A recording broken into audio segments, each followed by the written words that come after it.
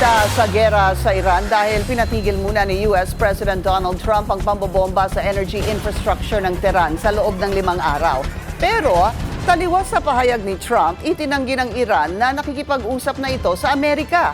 Narito ang agenda report ni Laika Cuevas. Morning, Mr. President. Hello, let me get out of the sun here. We have had very, very strong talks. We'll see where they lead. We have major points of agreement. I would say almost all points of agreement. Umuusad daw ang pag-uusap ng Iran at Estados Unidos sa gitna ng giyerang nasa ika-4 na linggo na.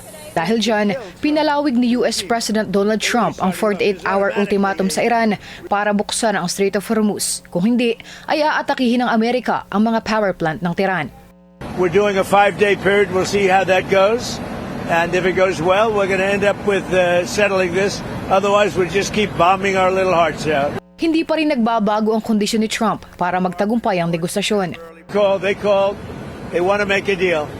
And we are very willing to make a deal. It's got to be a good deal. And it's got to be no more wars, no more nuclear weapons. Agad namang pinabulaanan ng Iran na nakikipag-usap sila sa Amerika. Tinawag itong fake news ng Speaker ng Iranian Parliament. Malinaw din aniya ang layunin ng Tehran, complete and remorseful punishment ng Israel at Amerika. Para sa agenda, Laika Cuevas, Billionaire News Channel. Suportado ng European Union ang anumang negosasyon para itigil na ang giyera sa pagitan ng Iran at pinagsanib na puwersa ng Israel at Amerika. Pero binatikos din ng EU ang Tehran. Ayon kay European Commission President Ursula von der Leyen, unacceptable ang pang-iipit ng Iran sa Strait of Hormuz kung saan dumadaan ng 1/5 o 20% ng langis ng buong mundo.